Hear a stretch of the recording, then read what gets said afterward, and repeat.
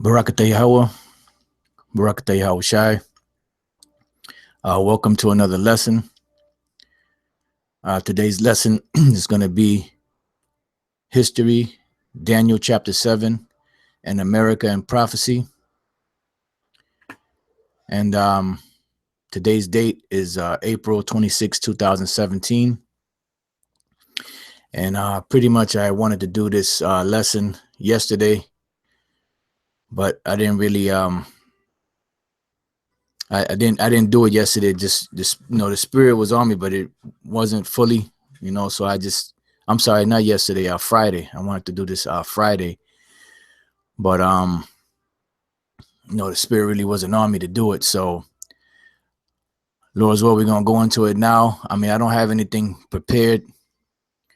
I'm just, we're just gonna go in the spirit. This is basically going to be a historical, something based off of history and prophecy. We'll see where the spirit leads us. Because, you have people that speak about, when you ask them, is America spoken of in the Bible, they'll say no, because they're expecting the Bible to say America is Babylon the Great, or America is Nineveh, or America is spiritually this, or America is spiritually that. But it's not going to be written like that, because the term or the name of this so-called country America didn't exist back then. It wasn't being called America back then. It wasn't until the so-called white man took over, the entire planet, and took over this land and stole it from the so-called North American Indians, which are the tribe of Gad, the so-called Seminole Indians, which are the tribe of Reuben, and the so-called Mexican Indians, which are the tribe of Issachar. So pretty much, when they did that, that's when they named this country America. But every great empire that's spoken of in the scriptures is written, in the Bible. It's prophesied in the Bible, and what I want to do is I got a timeline here of world empires, and they don't go into everything, every empire, which I'm not really worried about all the different empires, because the main empires that we want for this Daniel the 7th chapter is four main ones anyway, which they touch on some of them in here, but they don't really go fully into everything. This is just like an overall timeline of world empires that this guy Tim Lambert, I guess, put together. I mean, I could have put my own together, but I just wanted a quick reference. This is a chart, and it goes from 2350 BC. All right, this is when this was written. Not when this was written. This is as far back as he's going in this particular thing. He talks about the Akkadian Empire, the Hittite Empire, but what we're more concerned with is right here. We see 880 BC. You have the Assyrians of northern Iraq begin to create a great empire. Now, when you type in Assyrian Empire on Google, you go to images, it's going to give you maps of the regions that the Assyrian Empire ruled over. And if you notice, all these different empires that ruled, they pretty much all ruled around the same areas. Some empires expanded their borders more, and some empires, their borders were contracted. So as each empire ruled, they took over basically lands that were already set up by others. Matter of fact, let's go to the book of what is that? Sirach, Ecclesiasticus chapter 10. Is that 10 and 18? Let me see. Ecclesiasticus 1. Let me go to Ecclesiasticus 10. And I believe it's the 8th verse, if I'm not mistaken. Yes, it says here, Ecclesiastes 10:8 and 8, because of unrighteous dealings, injuries, and riches got by deceit, the kingdom is translated from one people to another. Now I want to say shalom to the Akim in the comment boards, and the Akwath, that are watching and listening. So it says, because of unrighteous dealings, injuries, and riches got by deceit, the kingdom is translated from one people to another. And that's what happens, See, because power and riches are never lost. They're always translated, because power and riches never lose. They never lose value. They just go from one person or one empire or one people to another. And that's why the scriptures tell you, when you read in the book of Daniel, 7 and 18, it says, but the saints of the Most High shall what? Shall take the kingdom. Why? Because the Most High is the one that's going to give us this kingdom. So we have to know what time period or what side of the prophecies we're living on, or we're living at. Just bear with me 1 second. Because, see, when you go out there, like the Apostle Paul said, when I fight, I don't fight as fighting, throwing blows at the wind in so many words. See, we're fighting for a purpose. We're fighting for a reason. And the reason why the Spirit of the Lord has us going harder and harder is because we're getting closer and closer to the end. And these different empires today, the empire today that's ruling is America. There's no doubt about that. If anybody says any different, then I don't know what planet they're on. Maybe they might be related to Baby Teeth, that dude that came out there yesterday to the camp, and I don't know what the hell he was thinking. I mean, he wasn't thinking. That's what it was. But this is Luke 12 and 32. It says, fear not, little flock, for it is your Father's good pleasure to give you the kingdom. So the kingdom is prepared. The kingdom is prepared. Everything is set up. In another dimension, we're already in the kingdom. In another dimension, America's already destroyed. In another dimension, everything that we're speaking of now already occurred, already happened. People already took the chip. Brothers were beheaded for not taking the chip. Brothers were persecuted, and all these different things that we're speaking of right now already happened in another dimension. Because if it didn't happen in another dimension, how were the prophets and the righteous men able to write these things down that they saw? What did they see? They saw it actually happening. But the thing about it is, we're still living it out. It's just like when somebody puts together a movie, you have to shoot the different scenes, and get the dialogue correct. You might have to do voiceovers. You might have to do this. You might have to do that. And then eventually you take all of those different clips and you put them all together and you create this masterpiece of a movie. So this is the Most High's masterpiece. This is the Most High's movie, and in his movie, he has a purpose and a plan, and his purpose and his plan consists of getting his words out there and getting his words fulfilled. Because as it tells you in Isaiah 55 and 11, it says, so shall my word be that goeth forth out of my mouth. It shall not return unto me void, but it shall accomplish that which I please, and it shall prosper in the thing whereto I sent it. So the Lord gave the word, right? Like it says here in Psalm 68, it says 68:11, the Lord gave the word. Great was the company of those that published it. So they made it public.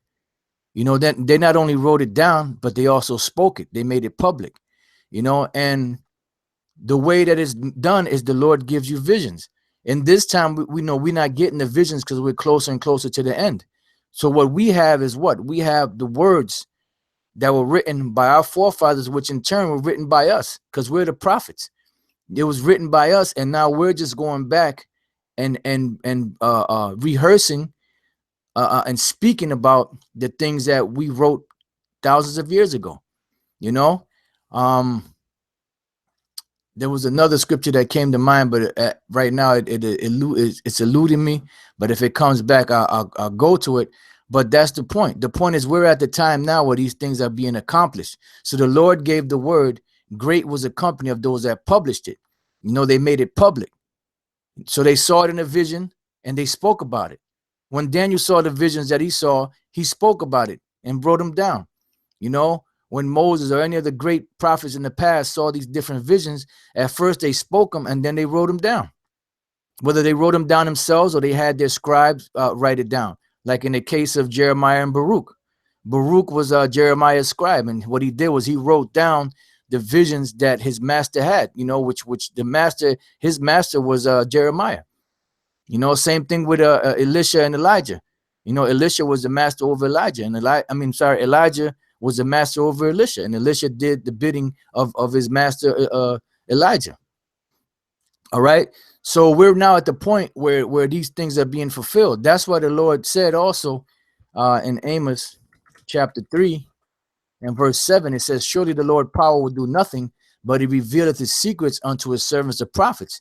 So he gave the prophets the vision or visions of what was to come, and their job was to prophesy, speak, warn, and also to write down the things that they saw.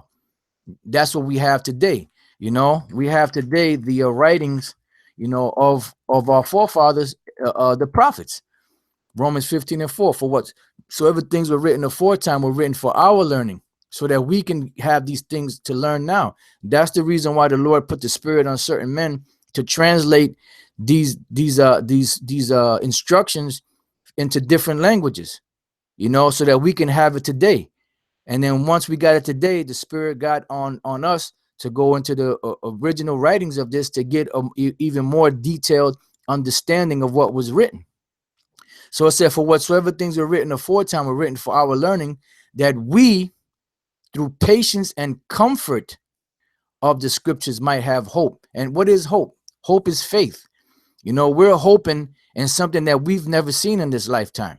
We've never seen the Most High. We've never seen Yahushua. We've never seen the kingdom. You know, we've never seen the great glory and things that the Lord has prepared for us. But we believe it because the Lord gave us that ingredient of faith to believe it. And the ingredient of faith to believe it is what compacts or perfects this truth or these words that are written in these pages with the men that have the ingredient of faith to seal them, you know. And that's why the Spirit has us going so hard now, because we're at the end of Esau's empire. And it says, let me get that real quick. 2nd Ezra chapter 6. You know, and that's why the Lord said, redeem the time, watch as well as pray. You know, do this, do that, do the other. Why? Because the time is coming where all these things have to be fulfilled. And once they're fully fulfilled, then the kingdom will come, you know. And this thing, see, Satan is a mother, but you know what? Yahweh Bashem Yahushua is stronger, and they obey Yahweh Bashem Yahushua. So Satan got to fall back, my man. Just fall back. And Yahushua defeated Satan 2,000 years ago. This is second Ezra chapter 6, verse 7. And that's the thing, you know, if you're really about this truth, if you're really sincere about this truth, that you really believe in this truth, you're going to want to know, when is the Lord going to take this devil down, this wicked empire down, so that we can rule, so righteousness can reign on the earth, man, so that we could be at peace, that the earth could be at peace, that the animals can be at peace, that the waters in the oceans can be at peace, that this land can finally be at peace once and for all with the righteous and rightful rulers on it. You know, other than that, you're just playing games, man. If you're not wishing for that, if you're not hastening that day, then you're just playing around. You're just playing games, man. You're not about building. And Yahushua said that he that gathereth not with me scattereth abroad. And so if you scattering abroad, the Lord can't use you. You're that faulty brick. You know, you're that untempered mortar. You can't hold no way. You're that castle in the sand. It looks pretty from a distance, but once that water touches it and hits it, it just melts away. This is 2nd Ezra chapter 6, verse 7. Then answered I and said, this is a prophet, Ezra, a great prophet. And what is he saying? Then answered I and said, what shall be the parting asunder of the times? When are these things going to happen? When is this big change going to occur? Or when shall be the end of the first and the beginning of it that followeth? So now the angel is about to break it down to him when this whole thing began. See, because this whole thing has a beginning and it has an ending. That's what the scriptures say, that the end of a thing is better than the beginning. And the angel said, and he said unto me, from Abraham unto Isaac, when Jacob and Esau were born of him, Jacob's hand held first the heel of Esau. So when these two babies were born, Jacob and Esau, that's when the end from the beginning was really in full bloom. Because through these two children, we're going to come two nations, you know, that were going to be warned with each other. And at the end, the elder that came out, that was supposed to be the servant of the younger that came out after, was going to be in power and in rulership to be taken down. That was the whole thing. That's what was symbolic about Esau coming out first, but Jacob having a hold of his ankle, you know, the heel. You know, so when he came out, he had his hand on his heel. Why? Because that is symbolic of us taking this devil down. But the one that's going to take him down is Yahweh and Yahweh Shai, you know, because we don't have power to do none of that crap. You know, that's what the scriptures say, resist not the powers that be. We can't take this devil down. The Most High, Yahweh Bashem El Shai, is going to take him down. It says, for Esau is the end of the world. So when you look, if you don't understand the word world, you're thinking it's talking about this destruction of the whole planet, but it's not, because the planet is not going to be destroyed, you know, as we showed that East Indian devil. Ecclesiastes 1:4, one generation passeth away and another generation cometh, but the earth abideth forever, because the earth was set up to be inhabited by man. That's the whole purpose why the Lord created this earth. You know, I believe that Psalms 115, if I'm not mistaken, and yeah, and Psalms 115 and 16, the heaven, even the heavens are the Lord's, Yahweh Bashem Yahweh Shai's, but the earth have he given to the children of men. See, so pretty much this earth was set up to be inhabited by man. It's a paradise to be enjoyed. It's a kingdom to be enjoyed. But what happened was everything got turned one way, and then wickedness entered, and then it started to fall apart. But now we're back at the time where we're eating from that tree of life to get back to the kingdom, you know, to get back to glory, to get back to that righteous state, to get back to that incorruptible state, that state that would allow us to live forever, you know, in these incorruptible bodies that we'll receive, you know, soon. All right. So now going back to Second Ezra, it says, for Esau is the end of the world. Now the world is an age, and here when you go to the Latin, it's secular, you know, seculi, if I'm not mistaken, or secular, which the word secular is synonymous with eon, it's synonymous with iwalam, which all mean an age or interrupted rule. You know, you can have different ages. You have ages of empires. The ages of empires is when one empire comes into power and then falls. You know, that period of time, that's an age. You have the age, you know, when you look up into the heavens, you have the different constellations, and you have the different what they call today zodiacs, you know, and they have an age. The age of one from one so-called zodiac to the other, like from the age of Pisces and the age of, you know, of Taurus and all that, it's about 2,150 years for each one of those ages. That's an age for that. So there's different ages, you know, different rulerships, you know. So it's an uninterrupted age, you know. So it says for Esau is the end of the world. So when we're on the planet and Esau is in rulership, then we know that he is the end of the age. He's the one that's going to usher in this final rule of the wicked that's going to be put down. It says, and Jacob is the beginning of it that followeth. Now we know that Jacob is not in rulership today. Why? Because there's still wars breaking out throughout the planet. And the Lord said that once Israel is set back up into power, there will be no more wars on the planet. You know, you can find it in the book of Isaiah, the 2nd chapter, in the book of Micah, the 4th chapter, you know. But let's go into this Daniel's chapter 7, and let's start at the 1st verse, because matter of fact, one more before we go there. And there's many other scriptures you can go to. This is Psalm 75:5. It says, "Lift not up your horn on high." Now, the word horn represents power. You know, don't lift up your horn on high. Don't exalt your power to the heavens.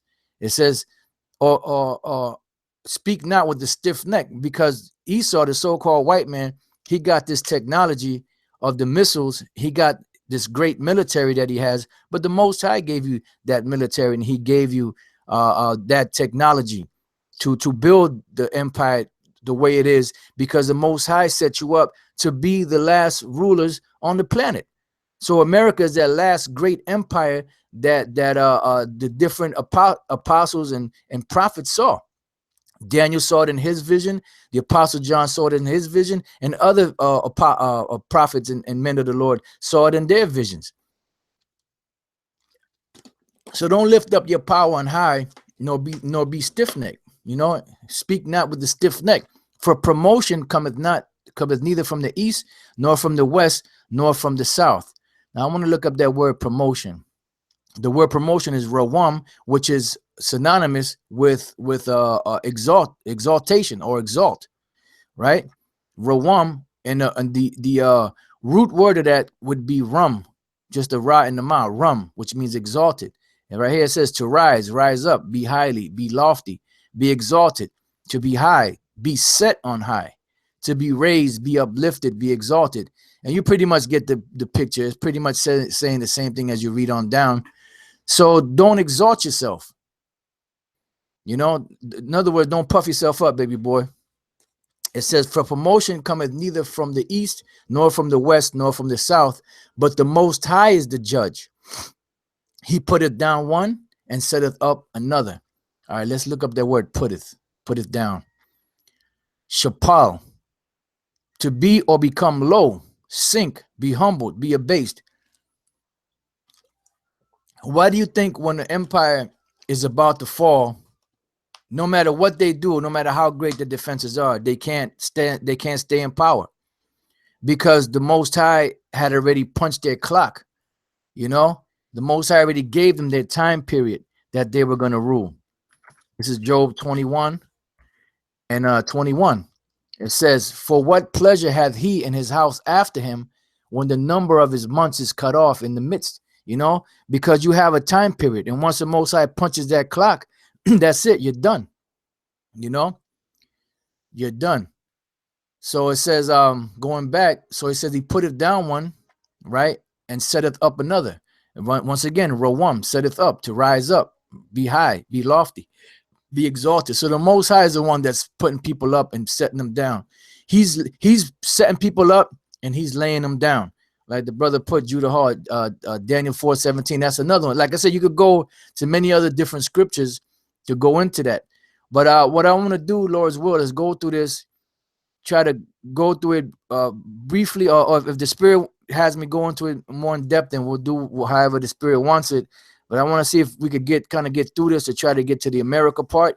But if not, you know, maybe on another lesson, you know, see how the Spirit flows.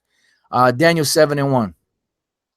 And I'm sorry, I want to go back to this timeline real quick. 880 BC, the Assyrians of northern Iraq began to create a great empire. All right, you go further down, the Phoenicians found Carthage and Tunisia. Phoenician is a Greek way of saying Canaanites. You know, 750 Romans found it. That's dealing with the Etruscans, which the Etruscans were Japhet. They were dark-skinned people. They wasn't white people. But the white people came up in there, Edomites came up in there, and they took over that land, or they conquered that land from the Etruscans. Okay, that's why you had them Edomites ruling, you know, in Rome, you know, because they took that particular empire from the Etruscans. All right. It says here, the Assyrian Empire is at its peak. At the time when Rome was founded, the Assyrian Empire was at its peak. Why? Because that was one of the empires that was going to be ruling, because it's part of the four, even though it was two different empires that ruled separately. They were one empire, because they ruled, or one with the other, because the Assyrian Empire even though it was taken down, it was absorbed into the Babylonian Empire. All right. So it says it says 620 BC, the Assyrian Empire is split by civil war. By 612 BC, it says a rebellion led by Babylon brings the Assyrian Empire to an end. See? So what happened? The Assyrian Empire was absorbed into the Babylonian Empire. It says the Babylonians then create their own empire. So what was the Babylonian Empire? You had the Assyrian Empire, right? And the Babylonian Empire, all the Babylonian Empire was they translated the riches and the wealth and the land and the territories of these of the Assyrian Empire into theirs, and they expanded the borders of the empire that they took. You know, and that's all that it was. They just expanded the borders of the, you know, so really the Assyrian Empire just became the Babylonian Empire, so you could understand. All right. Then as you read on down, it says 559 to 529 BC, Cyrus the Great, founder of the Persian Empire, reigns.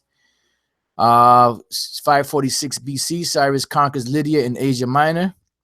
539 BC, Babylon is captured by the Persians. See, so now the Persian Empire is a version of the Babylonian Empire, because all they did was they incorporated or translated the Babylonian Empire to theirs, to them. And look what happened. The borders were expanded even more, you know, because it was their time to rule. That's what the Lord said, don't exalt your horns. It was their time to rule. And then before Babylon was captured by the Persians, which you read in the book of Daniel, the 5th chapter, right? Before the Babylon was captured by the Persians, you had another empire that was there, which was the Medes, or the Median Empire, which they didn't really mention here, which that was actually a great empire too, but they didn't mention it here, you know? So they were also jointly ruling with the Persians, but it was one empire, okay? It says 525 BC, the Persians conquer Egypt. 490 BC, the Greeks defeat the Persians at the Battle of Marathon. And these Greeks, which were Edomites, led by Alexander the Great, they were gaining ground on the Persian Empire. Why? Because the Persian Empire was coming to an end, and the Greek Empire was coming into that empire status, you know, to take over the known world. It says 391 BC, the Romans defeat the Etruscans. 322, 338 BC, Philip of Macedon conquers Greece. 334 BC, Alexander the Great invades the Persian Empire. Okay. When you jump down 330 BC, Alexander controls all of the former Persian Empire. See? So this former Persian Empire, as you see here, was given into the hand of Alexander the Great and became known as the Greek Empire. And as you notice, once again, the borders were expanded a little more, you know? And that's what happens, you know, when you take over a nation, you take their provinces and their lands and their riches to you. And then your empire expands more, because, you know, these devils, they're greedy, so they want to keep getting more and more. All right. So going back to this, Alexander dies and his generals split his empire between them. You know what, you're getting into that, Lord's will. The Parthian Empire is founded in Persia. You keep on reading down. It goes into the Punic Wars. It goes into 58 to 51 BC. Julius Caesar conquers Gaul. And around the 200 some odd BC, you know, era, that's when the Roman Empire really started gaining ground, you know, and becoming that great empire that the Lord spoke of, you know. And then around 30 BC, around this time, it's Egypt becomes a province of the Roman Empire, which really is talking about the Greeks, because the Greek Empire was absorbed into the Roman Empire, you know, around this time, you know. Because every kingdom has its time to rule. Now, what happened was the Roman Empire absorbed the Greek Empire into themselves. That's why they were called the Greco-Roman Empire. All right. And then the Roman Empire finally fell. You know, Jake started getting up in there. Vitellius, which was a Jake, I believe it was Vitellius. Then you had other rulers. And then by the time Septimius Severus came in there, Pescennius Niger in them, that's around the time when the empire was translated into the hands of Jake. And then when 325 AD came in to being, that's when Constantine and those wicked fathers back then took over the Roman Empire, and it became the so-called Holy Roman Empire. You know, so you see the buildup. You know, you see all the different empires coming into being. You know, one empire rising, another empire falling. So let's go to Daniel 7:1. It says, in the first year of Belshazzar, king of Babylon, Daniel had a dream and vision of his head upon his bed. Then he wrote the dream and told us some of the matters. See, and that dream was actually a vision. Now, sometimes they will have these visions in their sleep. Sometimes they will be awake and be like in a trance. You know, there was different ways that the Lord did it. Daniel spake and said, I saw in my vision by night, and behold, the four winds of the heavens strove upon the great sea. This great sea represents the Mediterranean Sea. As you see right here, well, that's the Indian Ocean right here, the Mediterranean Sea. And this is Greece, Turkey. These are the Aegean Sea up here. These are all them different islands, you know, northern, so-called northern Africa. This is the Mediterranean Sea. So this is what he saw. Right? It says, and four great beasts came up from the sea, diverse one from another. Now, these four beasts that he actually saw a beast. You know, he actually saw an actual beast. Let me see if I can let's see, Daniel's vision. Let's see if it comes up with it. Okay, that's good. See, now this is what he actually saw, these beasts. I'm not saying that these are the actual beasts that he saw, but he saw something similar to them, you know. But these beasts that he saw represented something. All right, so it says verse 3, right? And four beasts came up from the sea, diverse one from another, because they had different times to rule, and they ruled in different manners. So now when you jump down to the 17th verse, Daniel 7:17, it says, these great beasts, which are four kings which shall arise out of the earth. So basically, these were four empires that were going to rise out of the earth. You know, it didn't necessarily have to mean just one particular guy, but the king represents that particular kingdom or that particular empire that ruled for that particular age. All right. So going back to verse 4, so it says that these beasts were diverse one from another. It says the first was like a lion and had eagle's wings. All right. So this one here, this first beast that was like a lion and had eagle's wings, that was the Assyrian Empire. Okay. Now the Assyrian Empire, this right here, this symbol right here with the lion and the wings on his back represents a griffin. But what they did was they had their own version of the griffin, and their version of the griffin was this. They had an Assyrian face with the body of an animal or you know, or a lion, or however they did it back then, and then they had wings on it. So this right here, this particular beast represented the Assyrian Empire. Okay, and we read, well, let's get some more before I go on and say anything else. It says the first was like a lion and had eagle's wings. I beheld till the wings thereof were plucked off. Were plucked. So now when were the wings plucked? Well, the wings were plucked when the Babylonian Empire took over them. As you see here in 612 BC, it says a rebellion led by Babylon brings the Assyrian Empire to an end. The Babylonians then create their own empire. So when the wings were plucked off of this particular beast, that's when the Babylonian Empire came into being. It says, and it was lifted up from the earth. Why? Because they had a great rule, you know. And it says, and made stand upon the feet as a man, you know. And it says, and a man's heart was given to it, meaning that this particular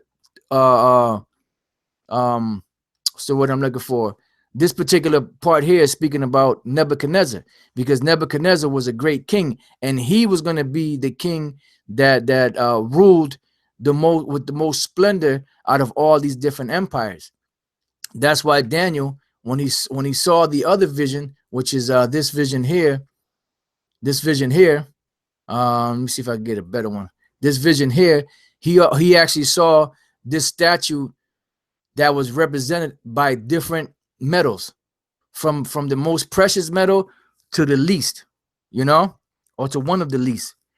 But as the empires fell and other empires came, they weren't as splendid as the Babylonian Empire, but they were stronger than the Babylonian Empire because the Lord made them stronger.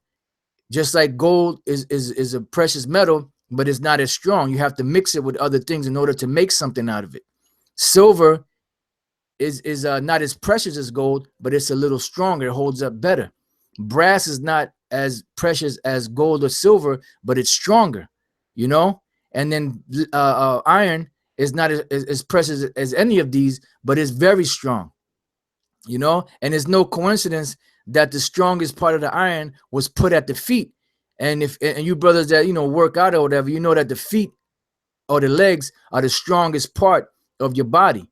Those are the biggest muscles on your body and the strongest part of your body, because this represents that they're going to be standing in the latter days, you know, with all these empires on their back, so to speak, you know, because each conquest, they absorb one empire into another, you know. So by the time the legs had to be strong enough to carry all of this. So this America, if you check out America and the way it's set up, it incorporates all those different religious and religious customs and all that from all these different nations, you know, into it. That's why the Lord calls it a mistress of witchcraft. All right. So now going back to Daniel, that this right here represents the Assyro-Babylonian Empire, the fourth verse, you know, verse 5. And behold, another beast, a second like to a bear. Now, when Daniel saw this, once again, he saw an actual bear, you know, but this represented something. Another beast, the second like unto a bear. This represented the Middle Persian Empire. Right? It says, and it raised up itself on one side. Why? Because when this was set up, the Medes were in power before the actual Persians.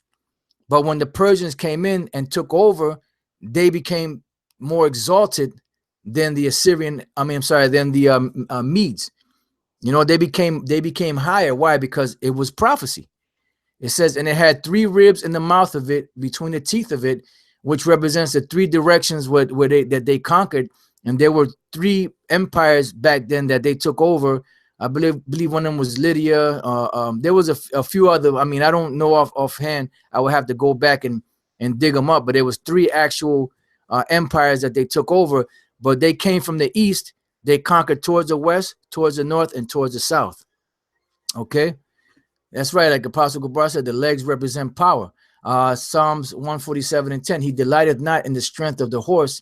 He taketh not pleasure in the legs of a man. Why? Because the legs of a man, that's your strongest part of your body. You know, because it has to hold up all the rest of the body. Okay. So it says, and it had 3 ribs in the mouth of it, between the teeth of it, and they said thus unto it, arise, devour much flesh. Now let's go real quick to the book of Daniel, chapter 8, and I start at 3. Then I lifted up mine eyes and saw, and behold, there stood before the river a ram which had 2 horns. Now this ram represents the Middle Persian Empire. It had 2 horns. That's the 2 different empires. And the 2 horns were high, but one was higher than the other, and the higher came up first. I'm sorry, and the higher came up last, because you had the Medes that were in power, but when the Persians came in power, which they came in power second, they became higher. You know, they were a greater empire than the Mede Empire, but they were working in conjunction. I saw the ram pushing westward and northward and southward. See? That's what the three ribs in the mouth represented, and they represented those three empires that they took down. It says, so that no beast might stand before him, neither was there any that could deliver out of his hand. And you saw that, they show you that in the movie 300. It was thought insanity to pick a fight with the Persian Empire because it had such a great army, But the thing about it was the Lord. That's why it says, exalt not thine horn on high. Why? Because you're ruling, you're powerful, but you're gonna be taken down because I'm more powerful than you are. I've set you up in the power. That's what the Most High is saying. It says, but he did according to his will and became great. All right. So we're going to stop right there. He became great, right? So going back to Daniel 7, it says 7 and 5 at the end. And they said, thus unto it arise, devour much flesh. Verse 6, after this I beheld, and lo, another like a leopard. Now the leopard represents Alexander the Greek, and it also represents the Greek Empire. There. Great.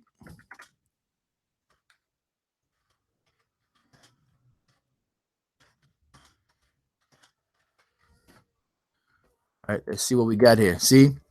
And back then, that's what they would do. They would wear actual animals, whether it was a lion or a leopard or a cheetah or a hyena, whatever the hell they was into back then, and they would put it on as, as a hat, and they would let the rest of it drape down. Sometimes they would just use the hat, and sometimes they would let the rest of it drape down, and this is what what the priests saw in a vision when he came to Jerusalem. And you read in the Josephus, and it said when he came to them in the vision, when he came to them physically, they said, we saw you in a vision, and they showed him in the scriptures where he would come. And then he said he perceived that was speaking about him. There you go, brother. GMS, the Vanguard, Lydia, Egypt, and Babylon. Lydia, Babylon, Media. It was three of them, but I don't remember exactly which ones it was. Like I said, I would have to go back over. I didn't look into that history, because it's been a while. All right, but we know that it was in the three directions. All right. So going back to Daniel 7, it says, after this I beheld another like a leopard, which had upon the back of it 4 wings of a fowl. Now these 4 wings of a fowl represented the four angels, the 4 generals that Alexander the Greek had in his army. Now he had many generals. You had Antigonus, you had many different generals that he had fighting with him, but you had 4 major generals that he parted his kingdom to. It says, which had upon the back of it 4 wings of a fowl.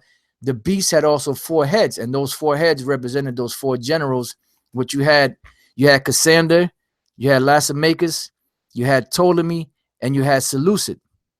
And the 2 that became great out of those 4 was the Seleucid and the Ptolemaic Empire. It says, and dominion was given to it. Why? Because it says the dominion was given to it, to this particular beast. Why? Because it was time for them to rule. That's why when you read down in the 18th verse, it says, matter of fact, I read it again. It says, but the saints of the Most High shall take the kingdom and possess the kingdom forever, even forever and ever. So the Most High is the one that has the dominion, and he hands it off to whoever he wants to hand it off. All right. So now going back here, that was the 6th verse. So now let's go back to Daniel 8 and 5. It says, and as I was considering, behold, an he-goat came from the west on the face of the whole earth. Now this he-goat represents Alexander the Greek. And this is one of the verses that the priest showed this guy, Alexander the Greek, when he came to Jerusalem, and in the vision before he got there, he saw the Most High's name up in the heavens, so when he got there, he didn't do any damage to them because he perceived that they were holy people. It wasn't until that devil Antiochus Epiphanes that they really started putting hell on Jake. And I was considering, behold, and he-goat came from the west on the face of the whole earth, because Alexander the Great came from the west. They came from Macedonia. It says, and touched not the ground, because he destroyed kingdoms almost effortlessly, you know.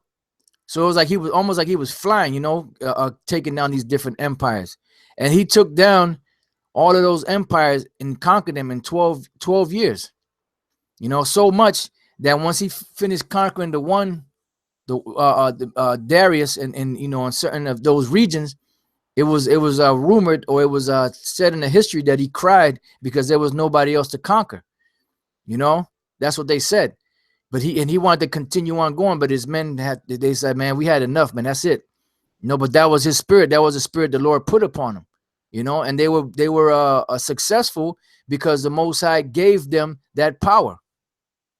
It says, and he came to the ram that had the two horns, which I had seen standing before the river, and ran unto him in the fury of his power. And I saw him come close unto the ram, and he was moved with choler against him, with extreme anger, and smote the ram and brake his two horns, and there was no power in the ram to stand before him. But he cast him down to the ground and stamped upon him, and there was none that could deliver the ram out of his hand. You know why? Because it was a time of the Greeks to start ruling, to start governing. All right, so now going back to Daniel, the 7th chapter. So we covered the Assyrian Babylonian Empire, the Middle Persian Empire, and that was the Greeks that took over. All right. Now verse 7. After this I saw in the night visions, and behold, a fourth beast, dreadful and terrible and strong exceedingly, and it had great iron teeth. It devoured and brake in pieces and stamped the residue with the feet of it, and it was diverse from all the beasts that were before it, and it had 10 horns. Now this particular beast represents the Roman Empire. Now, when you check out the Roman Empire, basically all that it did was it conquered all the different empires, you know, that were before it, and it expanded its borders. And if you notice, they had this is the extent. It says AD 117 at its greatest extent. This is how far the Roman Empire was able to conquer. And at this time, this was known as the known world.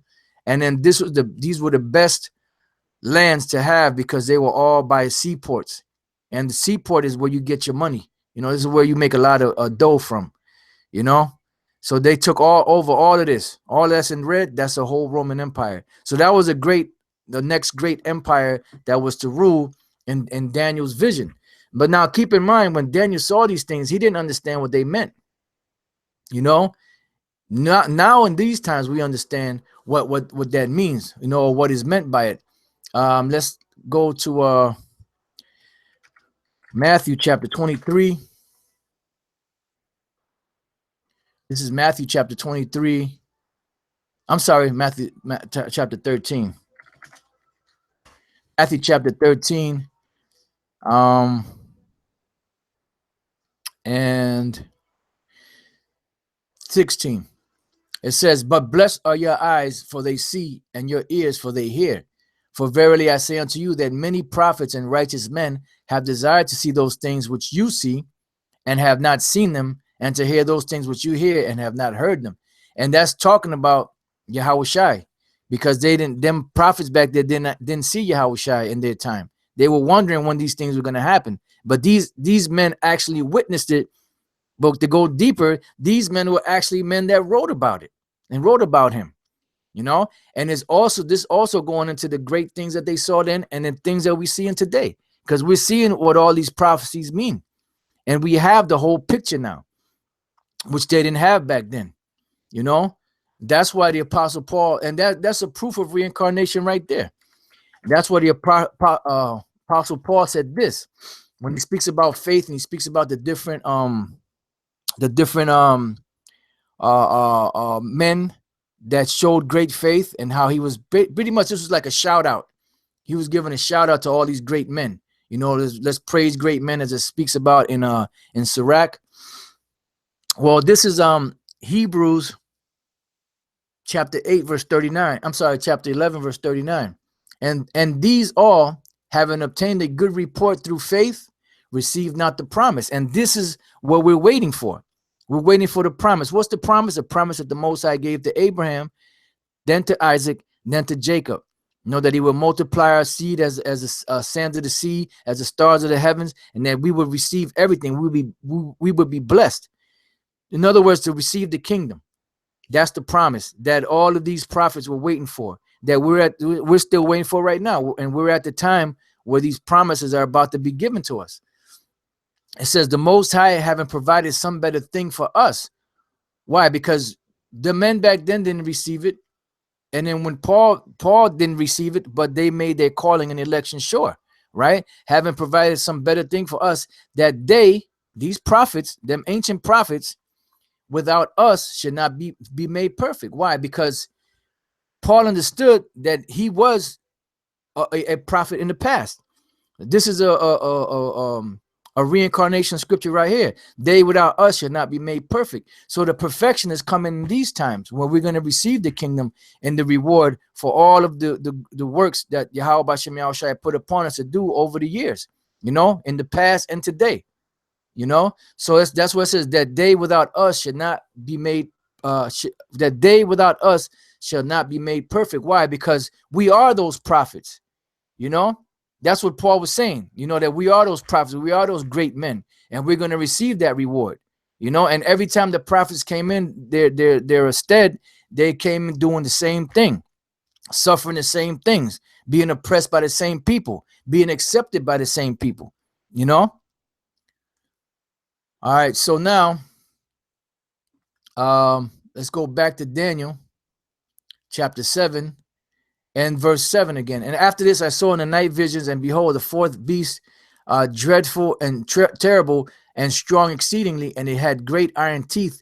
It devoured and brake in pieces and stamped the residue with the feet of it, and it was diverse from all the beasts thereof before it, and it had 10 horns. Now this fourth beast was dealing with the Roman Empire.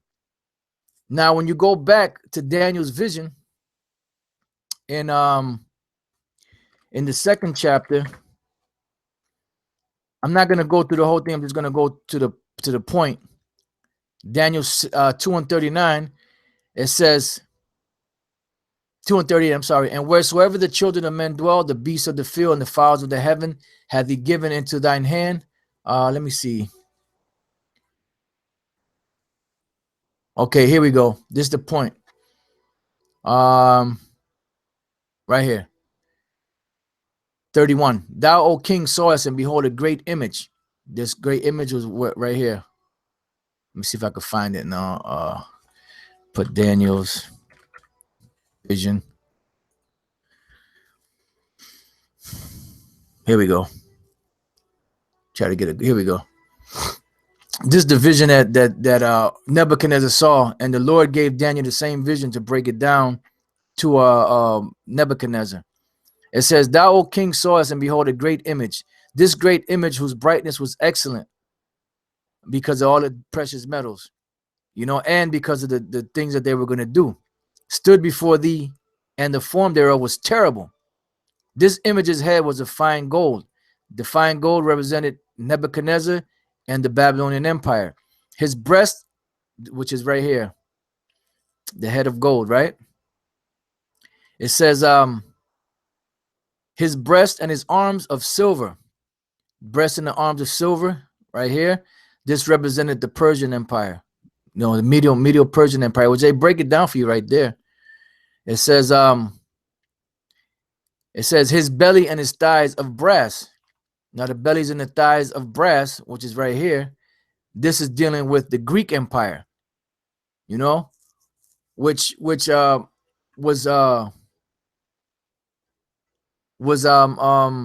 described as brass. Now brass is strong, right? But it's not as strong as iron.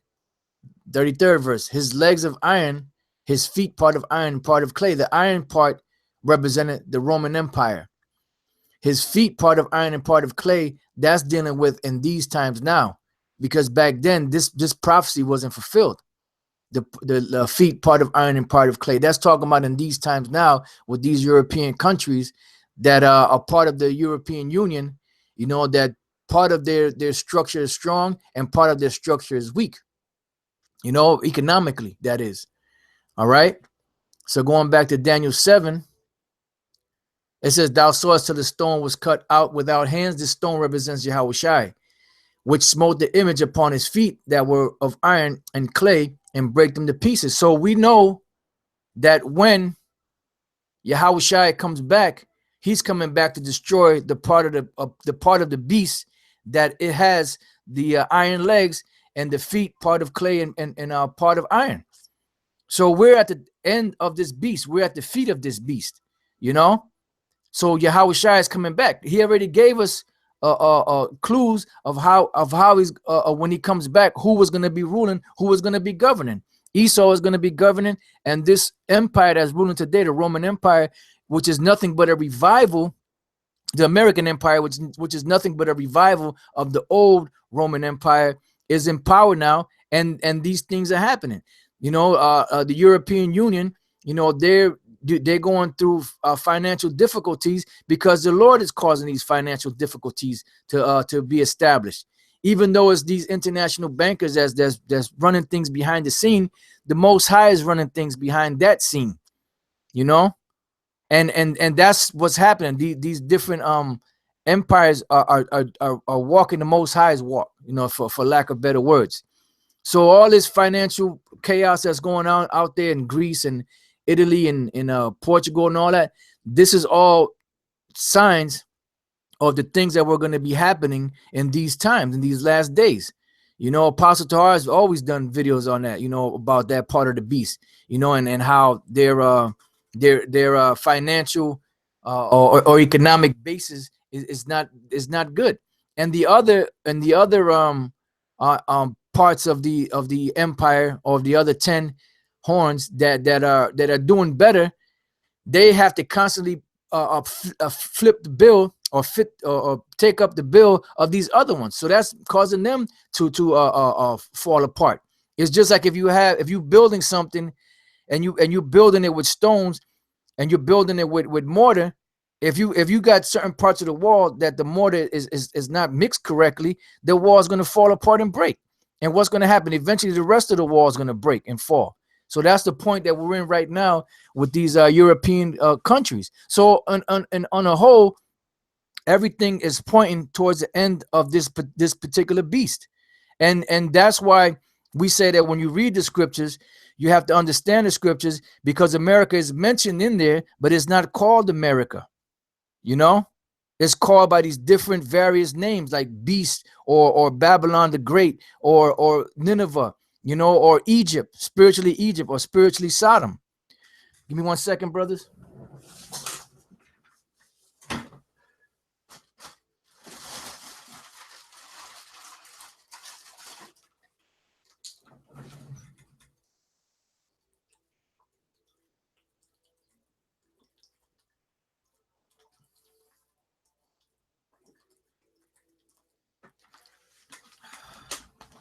All right, Salakia for that, brothers.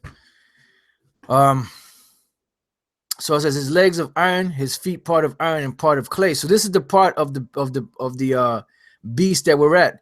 Thou sawest so that the stone was cut out without hands, which smote the image upon his feet that were of iron and clay, and break them to pieces. And this is this is dealing with Yahushai. Excuse me. Then was the iron, the clay, the brass, the silver, and the gold broken to pieces together, and became like the chaff of the summer threshing floors, and the wind carried them away, that no place was found for them. And the stone that smote the image became a great mountain and filled the whole earth. And that's Yahushua's kingdom, which we're joint heirs with that, you know. But now, are these empires still ruling? No. That just shows you that America is carrying all those different empires on his back, so to speak.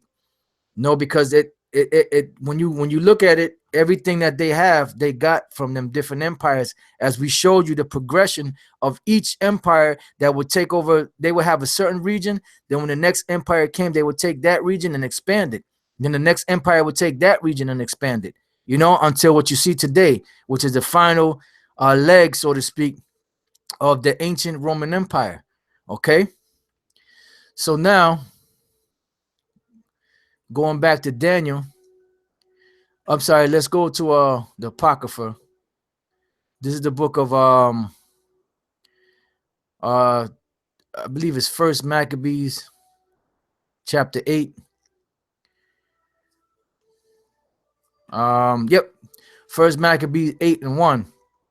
Now Judas had heard that Judas had heard of the Romans. See, these are the Romans that it's talking about, right? The fourth beast, that they were mighty and valiant men. Why? Because they were compared to iron, and that iron is not as precious as gold, but it's a lot stronger than gold, and it can break down. That's what the Lord said. They will break in pieces and stamp many nations, you know, and such as would lovingly accept all that join themselves unto them, and such as would lovingly accept all that joined themselves unto them, and make a league of amity with all that came unto them.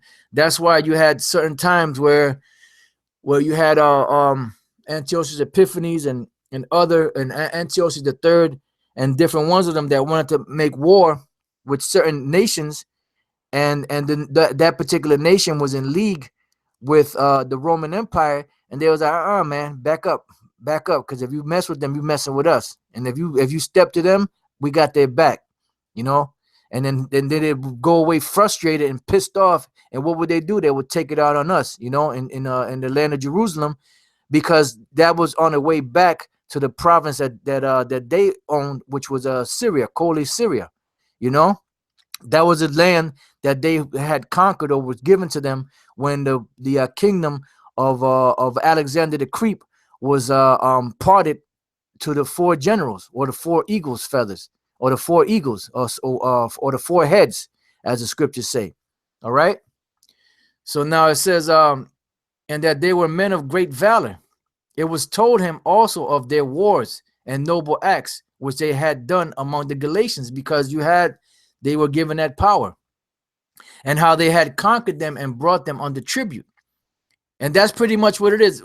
Even today, see, we're tributary to America because they conquered us, you know. So like they said, to the victor belong the spoils. Well, part of the spoils is the people of that land, you know, for slaves. But now we're at the time where the Lord is going to take this devil out. Why? Because this devil has touched the apple of the Lord's eye. What's that? Zechariah chapter 2. Chapter 2 and 8. For thus saith Yahweh of hosts, after the glory hath he sent me unto the nations which spoiled you, for he that toucheth you toucheth the apple of his eye. Okay, so they put their hands on us, and guess what? They're going to be dealt with. You know, we went off. Yeah, we broke Yahweh Hashem Shai's law, statutes, and commandments. He punished us, but guess what? These nations, they're going to have to pay for that. You know. Okay. Let's go back to Maccabees. First Maccabees 1 and 8. And what they had done in the country of Spain for the winning of the mines of the silver and gold which is there, and that by their policy and patience they had conquered all the place, though it were very far from them. And we showed you the map of the Roman Empire.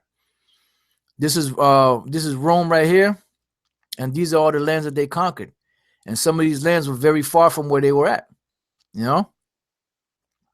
It says, and the kings also that came against them from the uttermost part of the earth, till they had discomfited them and given them a great overthrow, so that the rest did give the tribute every year. Now let me just jump down to the point. Just bear with me 1 second.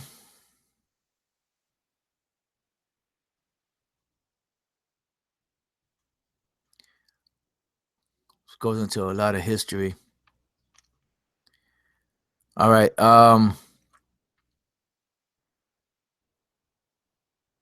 All right. Verse 12. But with their friends and such as relied upon them, they kept amity, and that they had conquered kingdoms both far and nigh, insomuch as all that heard of their name were afraid of them. Why? Because the Lord gave them that powerful army, because it represented iron, you know.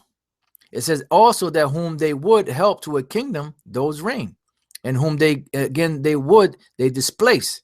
Finally, that they were greatly exalted. See, they were greatly exalted by that power that they had. It says, yet for all this, none of them wore a crown or was clothed in purple to be magnified therewith, because that was the purpose of having an empire, so that you can have kings that would rule like all the other empires. This is the reason why it says here towards the end of this verse, Daniel 7:7, and it was diverse from all the beasts that were before it, because all the beasts that were before it, the way that they would run or rule a kingdom, you would have a king, and the king would have sons, and the king would give the kingdom to his son once he became old and died. So it would pass from king to prince, from king to prince, all those different empires. But then when the Roman Empire came into being, they ran what was known as, they had elections, and they would have a man set up as a president, not a king, a president, and they had that same succession, to where normally when the person, the Caesar was ruling, they weren't necessarily related to the other Caesar that would come into power, because they were ruling differently, but not because they came up with that concept, but because the Lord Yahweh B'Shem Yahushua gave them that concept to fulfill prophecy, so they could be diverse one from another. The American system and the systems, pretty much most of the systems of the world are running under the same thing. But America was the one that set that up over here with the Senate, the Congress, and all that, setting up presidents, every 4 years or 8 years, or however the long their rule was for. They did the same thing here. You know why? Because America is nothing more than the Roman Empire coming back into power. And they're running this country or this corporation the same way that the Roman Empire ran theirs. That's why it was diverse from all the beasts that were before it. And it says, and it had 10 horns. Now, those 10 horns back then had different names, but if you look at the locations, it pretty much was the same locations that the European Union has today, and there's no coincidence that it was 10 of them back then, and it was 10 of them today. In today's term, when they came into power back in 1958, under the European Economic Community, or the EEC, there was actually 10 flagpoles that were erected outside of the capital in Brussels, Belgium. The Capitol building, when it was established in 1950, when the building was erected in 1959, there were 10 flagpoles that were erected outside. But now when you go there, there's a whole lot more, because they're up to what, like 27 nations now or more, because they're trying to get away from that prophecy, So that in the ancient world, they weren't known as France or as Spain, or the UK or Finland or Sweden, or or none of those names that they have today. They were known as the Ostrogoths or the Visigoths or the Burgundians or the Sueves or the Heruli or the Saxons or the Gauls or the Lombards. These different names that they had back then, which was actually 10 nations. And today it's the same thing, because America has revived that ancient Roman Empire through none other than the Treaty of Rome. That was set up by the Treaty of Rome. The whole thing that you see today, the European Economic Community, which is today's the European Union, NATO, and all that, those were all set up by the Treaty of Rome. Because that revival had to come back into place. And America is the one that's keeping the pretty much keeping the Roman Empire afloat, but it's just for a certain period of time, because the Lord is about to destroy them. All right, so going back to First Maccabees 8, I'll start at 14 again. Yet for all this, none of them wore a crown or was clothed in purple to be magnified thereby. Moreover, how they had made for themselves a Senate house. America today has a Senate house. You know, you have senators, you have congressmen, you know, mayors and all that stuff. Wherein 320 men sat in council daily. Now today they have a different number, but it all comes back or stems back from the ancient Roman Empire, consulting always for the people, to the end they might be well ordered, and that they committed their government, see, government mind control, to one man every year. And that's how it was run back then. It's the same thing today. I mean, their policies and their governing might be a little different, but it's pretty much based upon the same rule. You know, it's based upon the same rule. Why? Because America is the revival of the Roman Empire, and it had to be revived in this time. And that's how the Lord set it up. It says, who ruled over all their country, and that all were obedient to that one, and that there was neither envy nor emulation among them. Okay. So now going back to Daniel 7, it says, I considered the horns, and behold, there came up among them another little horn. Now this little horn is different from the little horn in Daniel the 8th chapter. The little horn in Daniel the 8th chapter represents a particular individual, you know, but this particular horn here represents America, because those 10 horns, America is a part of those 10 horns. How? Because you have NATO, you have the EU, and America is part of that. Matter of fact, let's type in EU members. EU members.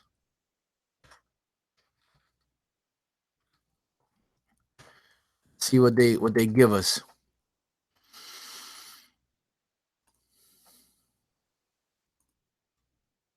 Let's see what they give us. Let's see what they give us.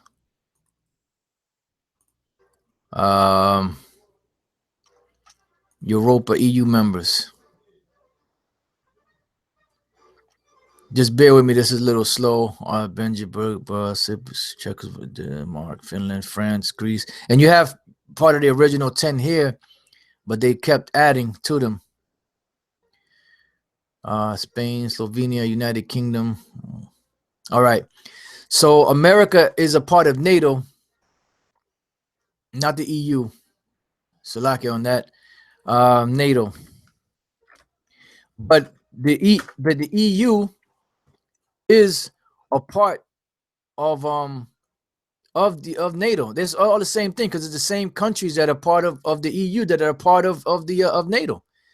And the members here of NATO, which is the North Atlantic Treaty Organization, you have Belgium, Canada, Denmark, France, Iceland, and you have what here? United States. So America, and all of these are European countries. They're all Edomite countries, you know. And the EU, the European Union, is the same. The same people are ruling them, and the same countries are members in them that are members in NATO. So it's all the same thing. It's all a part of it. So America is part of those 10 horns, you know. But it's like almost like saying like it's the 11th horn, as it says here. And I considered the horns, and behold, there came up among them another little horn, and that little horn represents America, because America was born from Great Britain, which Great Britain is a part of those member states, you know, is a part of the EU, you know, is a part of that Treaty of Rome that was set up. And NATO was established back in 1949 after World War II. And they set up NATO to so-called have like an offensive or a counter to the USSR, the USSR back there, as it was called, the United Soviet Socialist Republic, as it was called back then, before it was broken up, you know. So they set that up, but really it was the Lord that had them set that up to fulfill prophecy, you know. So America is a part of NATO, and the EU is a part of NATO also. That's why when we go into breaking down, the Pastor brought this out, that when we go into breaking down the beast in the book of Revelation, it represents NATO and the EU. No, because all you have to do is compare the NATO membership to the EU membership, and you'll see all the same members that are part of NATO that are also a part of the EU, or at least most of them anyway. You know. All right. So it says, from whom there were 3 of the first horns plucked up by the roots. Now, if you know anything about the history of America, you know that there were three revolts, I guess you could call them, you know, that happened, you know, where because America was up for grabs by whoever, you know. And then once America was established, you had the Spanish that had footholds in America. You had the French that had footholds in America, and you had the British that had footholds in America. And America defeated all 3 of them, you know. So you had the Spanish-American War, you had the French-American War, and you had the Revolutionary War, which was Spain, France, and Britain. And those are the 3 that America had a war with. There came up among them another little horn, before whom were 3 of the first horns plucked up by the roots. Why? Because they had to be taken out of here, because America had to be established. This vision that Daniel had and this little horn had to be set up. That power had to grow. As you see today, America is the strongest empire on the planet, and the Lord made it such. Now you have other empires now that are just as great, like Russia and China, but America is what the Lord is dealing with as far as prophecy is concerned. It says, and behold, in this horn were eyes like the eyes of man, and the mouth speaking great things. And America is the one that speaks great things. You know, first and foremost, they say that they're the Most High. They say that they're Yahushai. They say that they're the angels. They say that they're the prophets. And then they say that nobody can defeat them. You know, they're always popping off. They're always going into these people's lands and taking the resources from these people, you know, and making them in a worse situation than they were before. You know, matter of fact, you jump down to the 20th verse. It says, and of the 10 horns that were in his head, and of the other which came up, the other that came up was America, and before whom 3 fell. That was the Spanish, the French, and the British. Even of that horn that had eyes and a mouth that spake very great things, whose look was more stout than his fellows.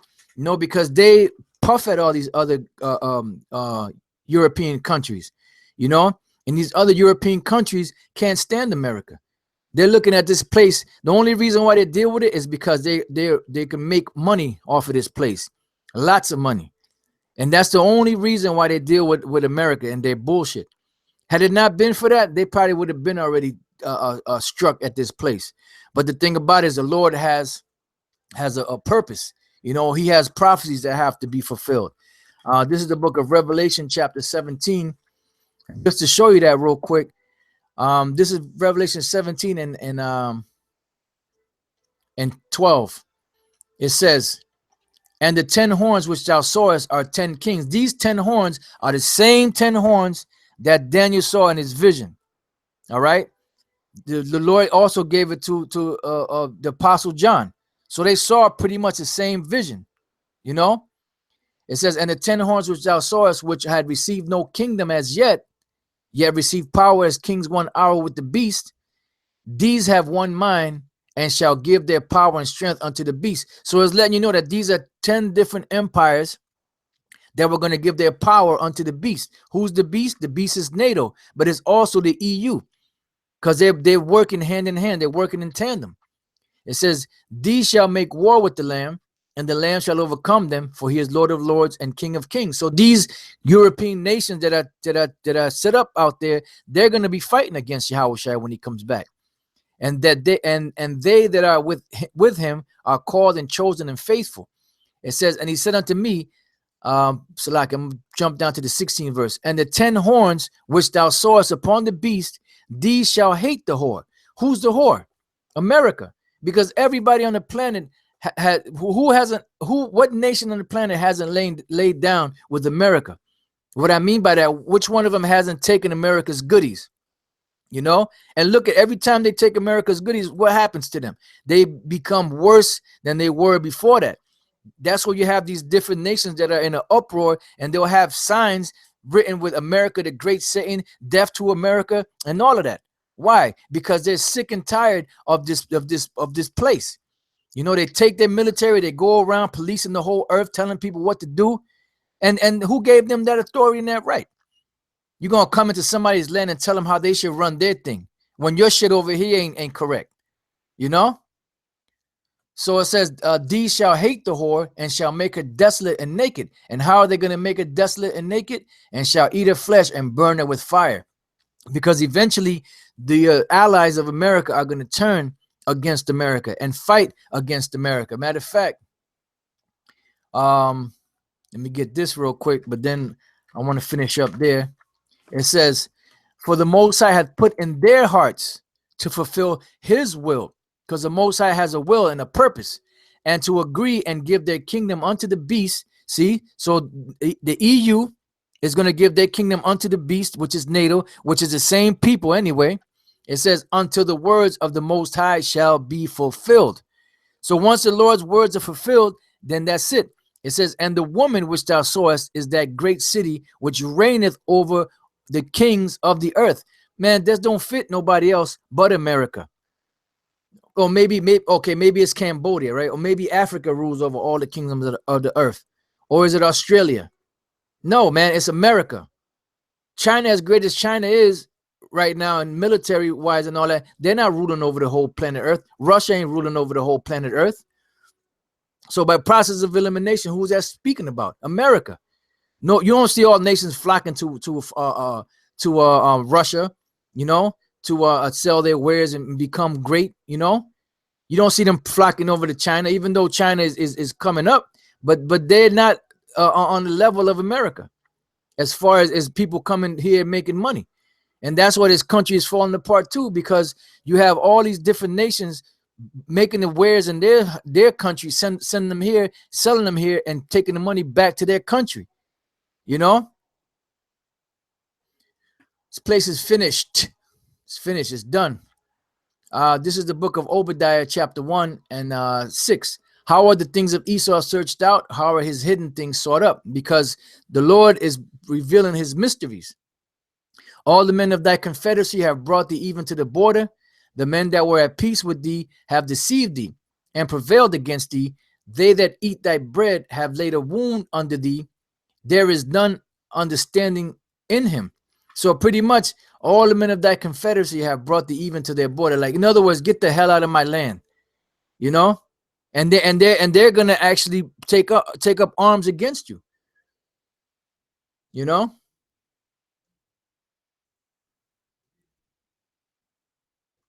All right. So it says, all the men of that confederacy have brought thee even to the border. The men that were at peace with thee have deceived thee. Why? Because you making agreements with these people, but you're breaking those agreements, and they're seeing that, but they're playing ball with you. Why? Because you're giving them goodies. But there's going to come a point where the Most High is going to step in and put it into their mind to come against you. You know, it says, the men that were at peace with thee have deceived thee and prevailed against thee, because there's going to come a time where all your allies are going to come against you and destroy this place. They that eat thy bread have laid a wound under thee. There is none understanding in him. So that you're going to be like, but I thought we were cool. Nah, man, the Lord is making this thing happen. He's the one that's setting this thing off and about to bust your ass, you know, so to speak. All right. So going back to Daniel chapter 7, verse 8. I considered the horns, and behold, there came up among them another little horn. That's America, before whom there were 3 of the first horns plucked up by the roots, 3 powers, which is the Spanish, the French, and the British. And behold, in this horn, were eyes like the eyes of a man, and a mouth speaking great things. I beheld till the thrones were cast down. Now, what is it speaking about? This is speaking about the end, when all of these different nations were going to come and fall. All these beasts that Daniel saw, he actually saw them falling. He saw them falling in the vision that he saw with Nebuchadnezzar in the Daniel, the 2nd chapter, and he saw the same thing here. I beheld till the thrones were cast down, and the Ancient of Days did sit. So this is the end. So what did the Lord say was going to be taking place at the end when the Lord was about to destroy this place? Well, let's find out. This is the book of Isaiah chapter 14 and verse 3. Because when Yahushua comes back, he's coming back to deliver us, man, from slavery. We're still in slavery, man. You got the worst thing out there is a slave that thinks he's free. Here it is, you're a slave, but you think you're free. Unbelievable, boy. Isaiah 14 and 3. So this is what's going to take place when the Lord is about to deliver us and liberate us from the hell and the captivity that we've been subjected to. And it shall come to pass in the day that Yahweh Ba'ashem Yahushai shall give thee rest from thy sorrows and from thy fear and from the hard bondage wherein thou was made to serve. So when the Lord is going to deliver us, this is what's going to be taking place. That thou shalt take up this proverb against the king of Babylon and say, how hath the oppressor ceased, the golden city ceased? So we know we're at that time because we're out there prophesying. Man, you go back to the 50s and the 40s and the 30s and all that. You couldn't do this. What we're doing right now, you couldn't do this. We would have been hung. We'd have been lynched. We'd have been, man, they would have done all kind of things to us. We weren't able to do that back then. So we're at the time now where this place is going down. So part of this place going down is first you have to speak it, right? As it says in 2 Thessalonians, the 2nd chapter and the 8th verse. And it says, and then shall that wicked be revealed, whom the Lord shall consume with the spirit of his mouth. What does that mean? That all the wickedness that this devil has done is going to be brought out through the scriptures by his men, the prophets. That's the spirit of the mouth of the Lord. You know, that's why he said, I will give you pastors according to mine heart that will feed thee with knowledge and understanding. And this place is being chanted down pretty much, as Benjamin says. And shall once a certain amount of prophecy goes out and words go out, and shall destroy with the brightness of his coming. Then comes the chariots with the lasers and the nuclear missiles to destroy this place. But it has to be done first verbally. That's why, you know, Apostle Tahar is so adamant about brothers going harder and harder and pushing out these videos, you know, pushing out all the information that you have, man. Give it your all, because the Lord is about to do things, man. You know, that's what he said. He said, give him no rest. He said, bring this out. He said to speak against this place. And during the time where he's going to deliver us from this captivity. It says, and shall destroy with the brightness of his coming, even him whose coming is after the working of Satan with all power and signs and lying wonders. And man, if that ain't talking about the so-called white men, these Edomites, who the hell is it talking about? So going back to Isaiah 14, it says that thou shalt take up this proverb against the king of Babylon and say, how hath the oppressor ceased, the golden city ceased? And America is Babylon the Great. When you go through Revelation, the 18th chapter, there's no other place on the planet that fits that prophecy. You know, but America. The Lord hath broken the staff of the wicked, and that's what's happening. The Lord is taking your rulership away from you. That's why you're having all these problems around the world. That's why economically things are falling apart. You know, morally things are falling apart. You got this fucking, oh my goodness, you got this thing.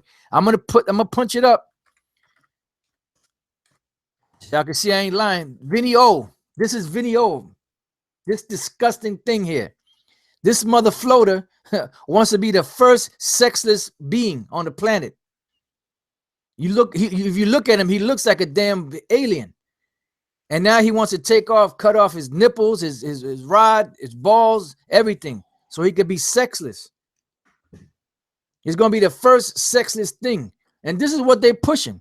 This is what they're pushing in your schools. This is what they're pushing in the media. This is what they're pushing in legislation.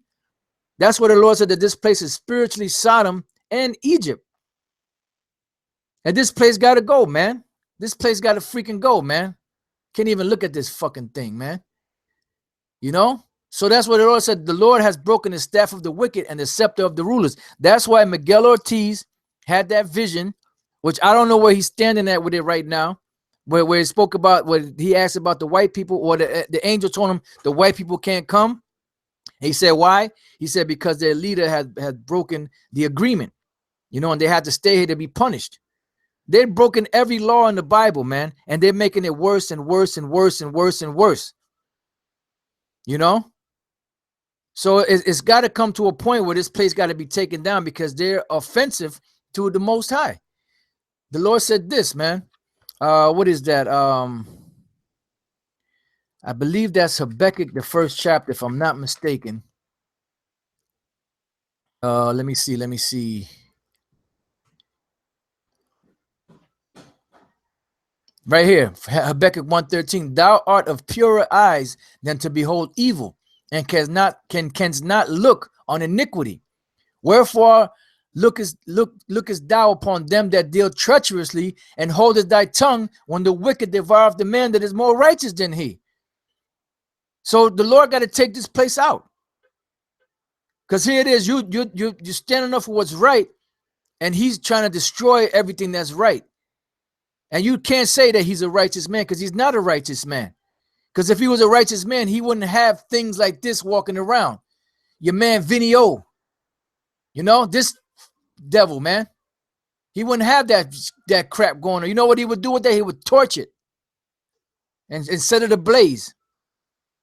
This place is not a righteous place. It's a wicked place. So the Lord says he's of purer eyes and to behold evil, and cannot look upon iniquity. So the Lord got to take this place out. He said it. Those are his words. He's the one that had the prophets write it down, you know?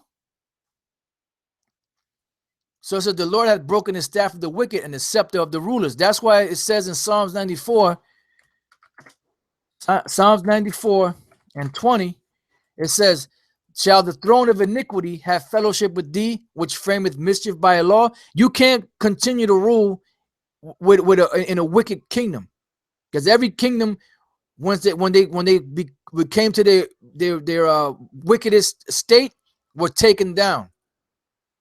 This is the book of Genesis, I believe it's chapter 6 and 5. It says, and the power saw that the wickedness of man was great in the earth, and that every imagination of the thoughts of his heart was only evil continually. And that's dealing with that time back then, during the time of before the flood. And it repented the Lord that he had made man of the earth.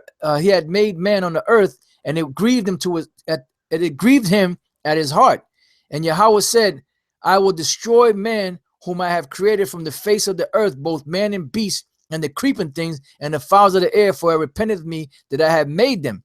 But Noah found grace in the eyes of the Lord. So Noah found grace in the eyes of the Lord, and the other 7 souls that were with him, and that pretty much represents the elect, you know. And today is the same thing. So only the elect is going to be delivered out of here, you know.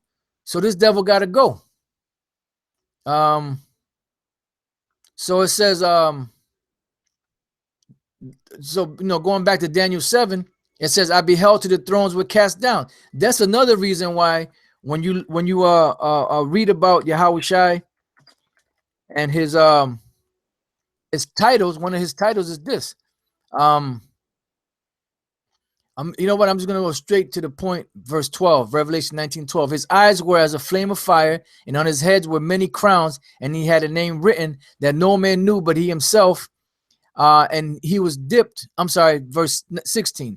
And he hath on his vesture and on his thigh a name written, King of Kings and Lord of Lords. Why? Because he's coming to conquer all these nations and to put them under his foot and to rule over them, and they will bow down. All right. So Daniel 7, I beheld till the thrones were cast down, meaning what? Well, he saw when all these different empires were taken down, and the Ancient of Days did sit, though whose garment was white as snow. This is the Most High, speaking about the Most High, who had on a white garment, which represents purity. He was sitting down on a throne. Daniel saw him in the vision, and the hair of his head like the pure wool, and he had white woolly hair. He had woolly hair. He said the hair of his head like the pure wool. So he had a head of woolly hair. His throne was like the fiery flame, and his wheels as burning fire. That represents the chariots. A fiery stream issued and came forth from before him. thousands ministered unto him. That's dealing with the angels. And 10,000 times 10,000 stood before him. The judgment was set and the books were open.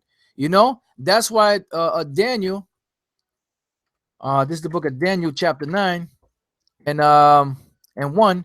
In the first year of Darius, the son of Ahasuerus, of the seed of the Medes, which was made king over the realm of the Chaldeans, in the first year of his reign, I, Daniel, understood by books, the number of the years whereof the word of the Lord, Yahweh, by Hashem Yahushai, came to Jeremiah the prophet, that he would accomplish 70 years in the desolation of Jerusalem. So he understood by books.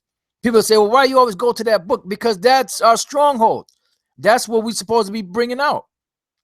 Daniel understood by book. When he reading the books, and then he saw the condition that they were in, and then he saw that the Babylonians only had a certain period of time to rule over Jake, that Jake had to serve that punishment. He understood, it's written in here, it's written over here. This is what the Lord was speaking about.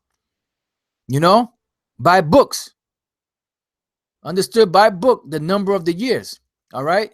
So it says the judgment was set and the books were open, meaning that the prophecies that were written were unleashed, so to speak.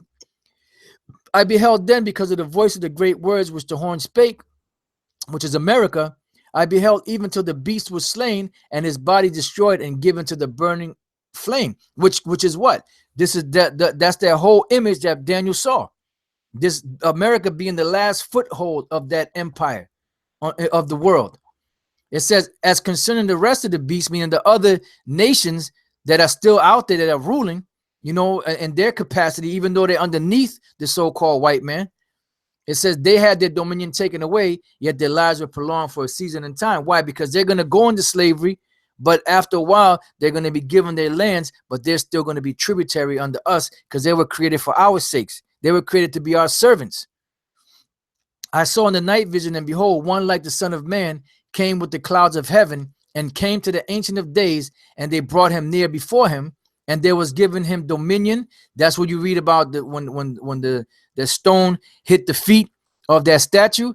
That represented Yahushua coming and taking down these different kingdoms and setting himself up on the planet as the ruler pretty much of the world. You know, which the Most High said, sit on my right hand until I make thine enemies thy footstool. Well, the Ancient of Days basically means that he has no beginning of days or no ending of days. You know, that's pretty much what the Ancient of Days represents. And there was given him dominion, which is Yahushua, and glory. This is dealing with Yahushua. The Ancient of Days is dealing with the Most High. That all people, nations, and languages should serve him. His dominion is an everlasting dominion which shall not pass away, and his kingdom that which shall not be destroyed. So when Yahushua takes over, there's not going to be any other nation that's going to come up and eventually, you know, take over. Because you had these Edomites back then that were teaching that that when you go back to the book of Genesis, the 27th chapter, when Jacob was going to have dominion, then eventually Esau was going to take Jacob down and get the dominion over him. They're talking about that's talking about now. No, that's not talking about now. That was talking about back then, and that scripture was fulfilled during the time of 2 Kings, the 8th chapter, I believe it was, you know, where you had Judite kings that were ruling, and Esau revolted from under their hand.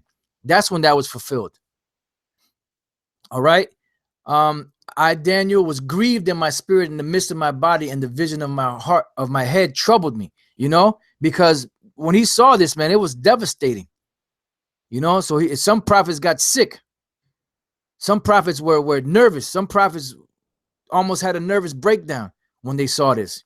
And I came near unto one of them that stood by and asked him the truth of all this. So he told me and made me know the interpretation of the things. These great beasts which are four kings which shall arise out of the earth. And pretty much that these kingdoms already were set up and fallen. Now we're at the last leg of this kingdom. See? Now, is America mentioned here? Yes. But did it say America? No. You got to know how to extrapolate and how to go through the mysteries and pull out the meat. And that's what it is. So it's saying that these empires, these four beasts represented four empires, four kings, which shall arise out of the earth. And they did. Now we're at the last leg of it. But the saints of the Most High shall take the kingdom. So when these four beasts have finished they think their rulership on the world, in the world, then the saints are going to take the kingdom. Why? Because the Most High gave the kingdom to Yahushua, and Yahushua is coming to take his kingdom, but Yahushua is going to fight him and the angels and the chariots. They're going to kick Esau and the other nations in the ass, mainly Esau, but the other nations too, and possess the kingdom forever, even forever and ever. Then I would know the truth of the fourth beast, which was diverse from all the others, exceeding dreadful, whose teeth were of iron, and his nails of brass, which devoured, break in pieces, and stamped the residue of his feet with his feet. That's talking about the Roman Empire. But then it came back into power. It fell, and it came back into power, as it tells you in the book of Revelation, the 13th chapter. And of the 10 horns that were in his head, which represents the European Union, and of the other which came up, which is America, and before whom 3 fell, which is the Spanish, the French, and the British. Every even of that horn that had eyes and a mouth that spake very great things, whose look was more stout than his fellows. And America is puffing at all these nations and doesn't know that the Lord one day is going to pull that hedge and allow this place to just be totally annihilated. I beheld, and the same horn made war with the saints and prevailed against them. And you see that, man. When this devil brought Jake over here in slavery, and he got here and took this land from Gad, from Reuben, and from Issachar, and the other tribes, you know, in the Caribbeans, South America, and Central America, he made war and prevailed. Why? Because it was the time of this devil to rule. Because the Lord gave him the power to rule. But now it's time. Now your time is up. You know, your time is up for your rulership to be taken down. You know, and this is the time we're waiting for. That's why the scriptures say that the end of a thing is better than the beginning. Now we're at the end, and it's about to be our beginning. And our beginning is starting with this truth, with this knowledge. That's why they're nervous. That's why they're afraid. You know, they're afraid and they're nervous because the Lord is setting us up in order. That's why they're getting all these so-called white Christians to come up and try to debate us. You know, and you got these clowns, these Uncle Tom sellouts that are trying to debate us and try to distort what we're teaching, because it can't be that this is the truth. You know? So they get nervous. So they're trying to pull out whatever they can. They're getting these scoffers to come against brothers and do all this stuff because they're trying to disrupt this truth. But they're not going to disrupt it, because this truth is not of man. For if this counsel of this work be of men, it will come to naught. But if it be of the Most High, you cannot overthrow it. Least happily you be found to fight even against the Most High. And we know how the saying goes, your arms are too short to box with the Most High. Revelation 11:11. And after 3 days and a half, the spirit of life from the Most High entered into them, and they stood upon their feet. Meaning what? We found out who we were. We put on our nationality. We went out there speaking and teaching and prophesying against his wicked kingdom, against wicked Jakes, you know, and prophesying that the elect are going to be delivered. So prepare yourself for what's coming. And great fear fell upon them which saw them. So these devils are nervous. They're not going to come out and say that they're nervous, but they are nervous. You know, that's why it says in Isaiah 13 that they go into the gates of the nobles. Why? Because they want something to be done about this. How dare you say that Jesus is a black man? How dare you? When we all know he's white, you know? Fucking devils, boy. It was all good when he was painted, you know, when sweet Jesus was painted, you know, as a honky. You know, but now that it's coming out that he's a Jake, sweet Jesus, shit is crazy.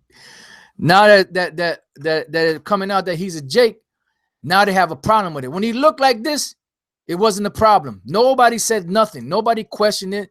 Nobody said nothing. But now that it's coming out that Yahushua, well, his name first of all, Yahushua, is a so-called Negro, and he looks like this. Now they got a problem with it. Oh no, that's not talking about that. You know, that means that his head was white. You know, nah, man, that means that he was a so-called black man. All right, and that there's many depictions all over the planet that still depict that.